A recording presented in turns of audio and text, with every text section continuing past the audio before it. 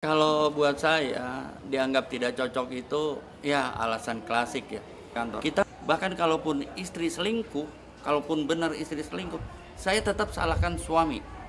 Bahkan saya ngajar juga begitu ke mahasiswa saya. Begini ya, saya banyak kasus cerai di kantor saya. Dan yang paling pertama saya permasalahkan adalah suami itu.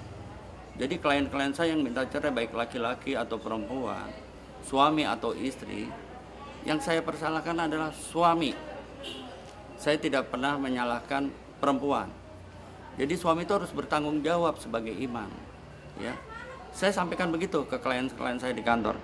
Bahkan kalaupun istri selingkuh, kalaupun benar istri selingkuh, saya tetap salahkan suami. Bahkan saya ngajar juga begitu ke mahasiswa saya. Jadi suami itu harus kesatria, jangan pernah salahkan istri.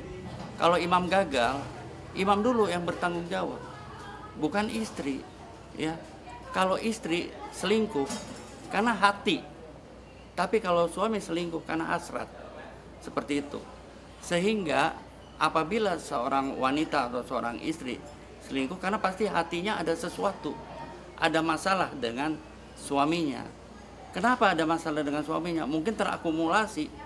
Istri itu sudah dari dulu ingin dipinang, ingin jadi istrinya. Itu udah siap lahir batin untuk mendampingi sang suami seumur hidup. Pada saat di tengah perjalanan, sang suami udah tidak seperti awalnya waktu pendekatan terhadap seorang perempuan. Pada saat nikah sudah berbeda, pasti akan terjadi tuh. Masalah-masalah itu akan terakumulasi, ya. Hatinya jadi hampa. Kalau misalnya ada cowok lain yang dapat mengisi hatinya, tentu dia pasti lari tuh ke cowok lain tuh. Oleh karena itu saya setiap kasus tidak pernah mau menyalahkan perempuan atau istrinya, seperti itu. Kalau bicara selingkuh kan tentu harus banyak pembuktiannya, ya. Kita jangan overestimate juga terhadap pasangan kita kan. Pasangan kita itu dulunya public figure, ya. Pasti dekat dengan siapapun gitu kan. Saya juga pernah pacaran dengan public figure.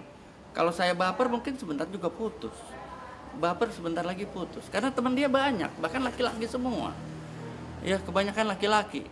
Terus kalau ketemu misalnya cipika-cipiki misalnya. Apakah itu dianggap selingkuh misalnya?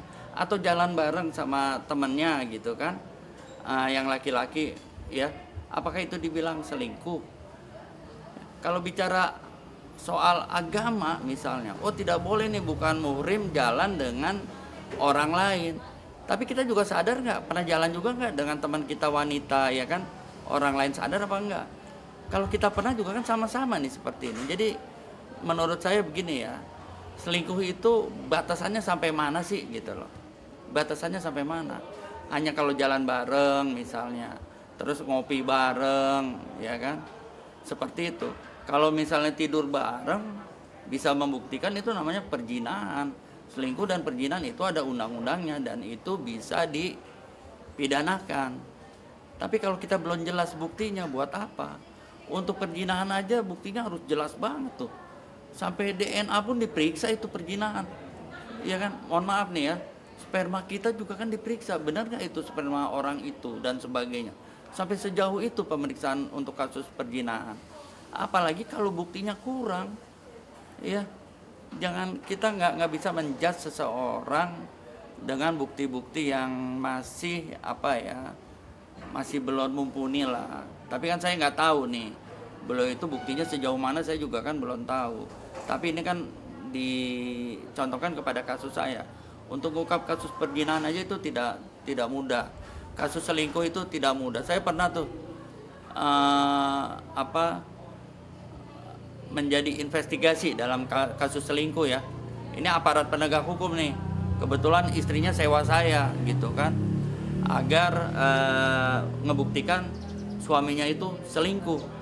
Nah, saya itu bekerjanya luar biasa sampai akhirnya saya dapat kerja selingkuhannya di mana, tinggal sama siapa, rumah sendiri atau bukan, terus suaminya pernah tinggal di situ atau tidak, sering mondar-mandir ke situ atau tidak, terus pernah tidur siang berapa lama tidur siangnya di dalam rumah, Kalau malam berapa lama tidurnya malam, dan akhirnya ketahuan itu aparat penegak hukum itu. Dan baru saya laporkan gitu. Ini loh buktinya, ini ada fotonya, ini ada keterangan masyarakat A, masyarakat B. Masa seorang yang bukan suaminya berada di rumah itu berlama-lama, ya kan nggak pantas juga. Akhirnya terbukti bahwa itu adalah perselingkuhan dan akhirnya diakui oleh suaminya dan minta maaf, diselesaikan dengan damai ya. Dengan damai akhirnya kembali lagi tuh suami istri menjadi hubungannya lebih baik. Jadi tidak mudah membuktikan selingkuh juga. Kalau buat saya dianggap tidak cocok itu ya alasan klasik ya. Kita mau menikahkan seseorang itu karena kita cocok, ya nggak? Begitu, kita cocok, kita sesuai dengan dia. Terus pada saat pernikahan terjadi cekcok-cekcok, aslinya semua terlihat, ya kan? Istri itu tergantung suami, ya kan? Istri itu bagaikan ladang, kalau ditanemin nanas tumbuh nanas, ditanamin papaya tumbuh papaya, ditanamin granat tumbuhnya granat. Ya, dan suami istri nih, saya banyak kasih contoh ke mahasiswa saya ataupun ke klien saya. Kita sebenci apapun nama istri, jangan menjelekkan istri. Sebenci apapun nama suami, jangan menjelekkan suami. Ya, karena itu ibunya anak-anak, itu bapaknya anak-anak. Buat saya laki-laki yang menyalahkan istri itu terlalu apa ya, nggak gentle gitu loh. Ya, laki-laki nih suami atau pacar nyalahin istri atau nyalahin pasangan, itu suami yang buruk gitu. Kalau menurut saya sikapnya itu buruk, nggak pantas. Kita laki-laki gagal memimpin rumah tangga ya, tiba-tiba menjelekkan istri seakan-akan tidak pernah merasa salah. Buat saya itu tidak sikap yang tidak baik dan kurang kesatria, tidak gentle lah kalau menurut saya.